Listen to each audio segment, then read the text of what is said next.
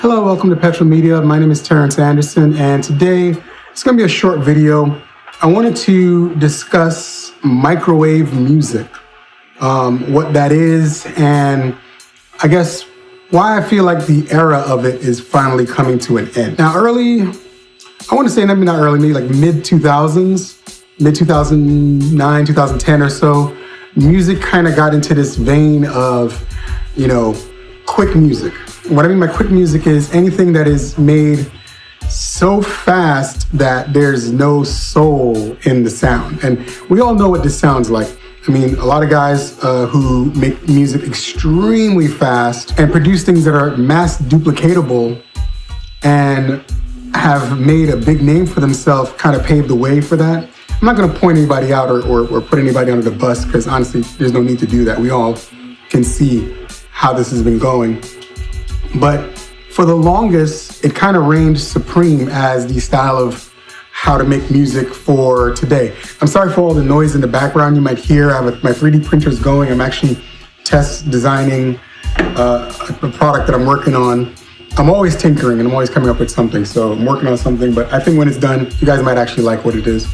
But anyway, my issue with it has been that if you're a person who takes time to make your music, now people aren't as interested in working with you because, your name's not big enough or, your catalog is not so large that they're like, oh, I have to wait for that person. The reality is the problem with making music too quick is that the sonics of it, the quality of the sound is lost. I mean, there's only a couple of people who do it really well. Most people really don't do it well.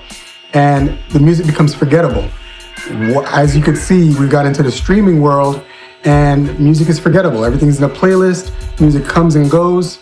And I feel like as of the last year and a half to 2 years, the audience has shifted their mentality. It's not that they don't want to still deal with playlists. It's more so they're tired of what's on their playlist because it all sounds the same. The artists all sound the same. That causes various different issues. For starters, if you're forgettable, then what's the point of listening to you in the first place? And you hear all of these artists who are now all of a sudden struggling financially or having issues getting their music out there. I believe recently there was an artist who dropped an album and it just basically didn't sell. And it's not because the artist was bad, it's just it all sounds the same. Why do I think that there's a shift coming? Well, the audience seems to be interested in hearing the music, but they're tired of the same music. Music is an expression of the person's soul, their feeling, their care, their anger, their hate, their love, like their happiness, their joy, their sadness, like all of that is mixed into it. And when it becomes a mass producible product where everyone basically copy paste print, you lose all of that. So in the last, I want to say year, you've seen in 2024, a lot of these older acts coming back in who were told that they were retired. And I myself as a producer has found a second wind in production work because I stopped for a while because it felt like I wasn't making music fast enough. I was actually making music for TV for a little while and they were like, oh yeah, we need 10 joints and we need them by tomorrow. And I'm like, I have none at the moment that are available. I have to actually make the music. And they're like, well, we just need it or, the next guy. But then the music becomes very forgettable. I've had records in my catalog that are used for TV and film that were used once because I was trying to keep up with that pace for a little while. And then they don't get used again. I have 1,800 records out there, for TV and film. And quite a few of them, a lot of them got placed in things. Some of them repeatable, but the ones that were repeatable were the ones where I took my time. I took a day or two to make the record. I took another day to mix the record down correctly. My comfortable space is to make a record where I produce it anywhere between 5 minutes and 40 minutes. That's just the creation of the template of what I want to do. Chopping up the samples, adding the drums, adding some stuff from the keyboard, and just having some fun with it. But that's the easy part. The easy part is creating the idea. The hard part is blending it all together and mixing it And that requires putting some time and effort into it. I'm not a huge fan of mixing my records within the hardware, meaning these devices, the Phantom has a decent mixer on it. The MPC has an okay mixer on it. Even the newer MPCs, they come out okay, but I'm not trying to mix in there, mainly because I have an insane amount of templates in Logic Pro. So why am I forcing myself to do this when I just need the audio and I can do it there? That makes more sense. But I also have years and years. I've worked on music for so long, like practically 30 years at this point, that it doesn't really make sense for me to change the mixing part of the process. What I like to do is work on how to blend the hardware and the software to make something different. Because when I was working in the box exclusively, this is my personal feel. It's not saying anybody else can't do something amazing in the box. I've heard tons of people do music that's amazing in the box. But my preference, because I know how my music comes out when I work in hardware first, I started in hardware and I moved to software. And all of that takes time. None of that's happening in 20 minutes. There's no way that's happening in like 5, 10, 15 minutes. Like you have to literally set all the gear up and work your way through everything as best as possible. And the results have spoken. Like all the videos I've been posting of my latest production, going through that process, starting the 1000, starting the 5000, starting the Phantom, bring it to Logic, sprinkle in some extra bits, and then mix and put it all together. And take my time with the mixing process, a couple hours, just because I want to make sure it sounds right. I mean, the record that's playing behind me right now, I just finished mixing that one. I started it in the MPC. I moved over to Logic and I was listening to the drums and I was like, I gotta do drum replacement because the drums, they sound good in the MPC, they sound terrible in Logic.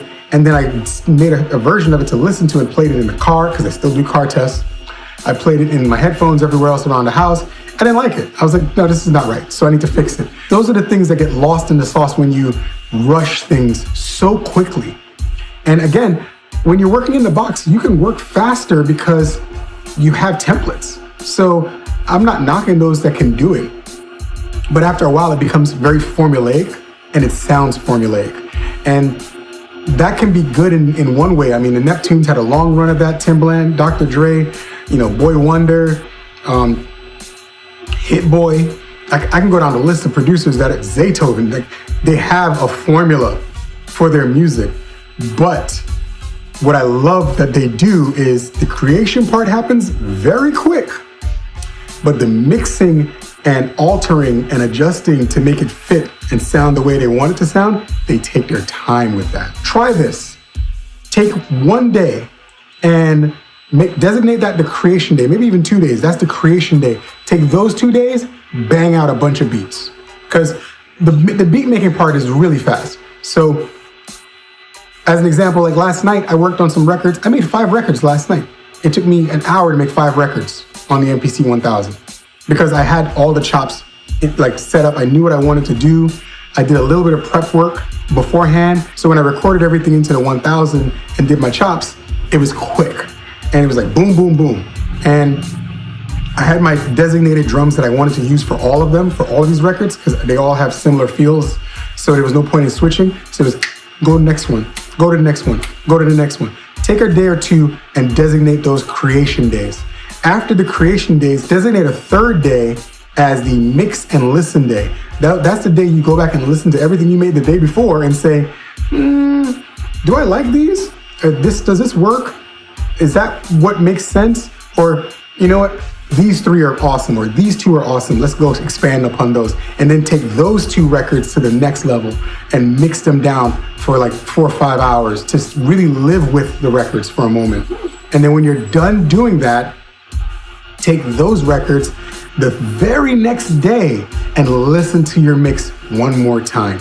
And at that point, if it sounds solid, if it's just everything sounds amazing about it, then you're done. I think that is the process that works best. That's what works for me. Going that route has helped me start to make better music again. When I was sticking with the box and sticking with Logic and I have a million options and choices, you get lost in that and then you start to not make as good of a choice. Or you might stick with favorites and then everything sounds the same. When I'm dealing with the sampler, and this is my personal preference, it forces me to be decisive about what I want to do and where I want to go. And I let the sample lead me in the direction. And once I get down that road, I'm like, oh, you know what? I need this type of kick and this type of snare, this type of hi-hat. And it's like the thoughts start clicking. They just start really clicking. And production starts to move at a rapid pace because now I know exactly what to grab and I have all these sounds laying around. So I just go grab them, throw them in, start adding it together, drop it in Logic.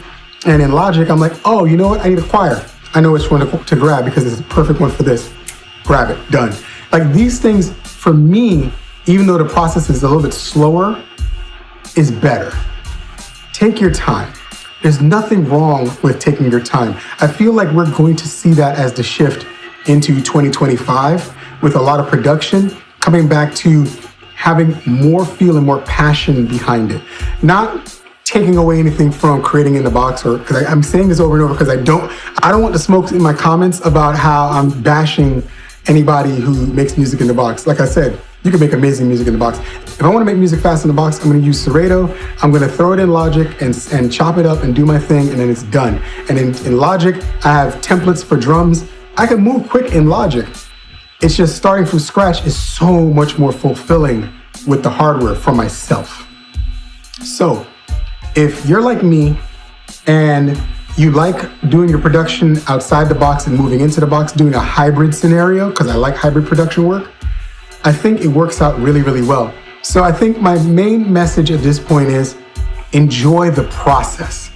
It's okay to slow down a little bit, especially if it gets you to the goal. And the goal is to make great music that everyone wants to listen to. That's pretty much my message today. And I just wanted to share that thought. If you feel the same way as me, let me know. Like, share, subscribe, comment down below. And I can't wait to tell you guys what this is because it's gonna be done soon. It's making so much noise. The printer's making so much noise, but I really had to get the thought off my head before I forgot it. Thank you for your patience, and I will catch you guys next time on the next video. See you next Monday.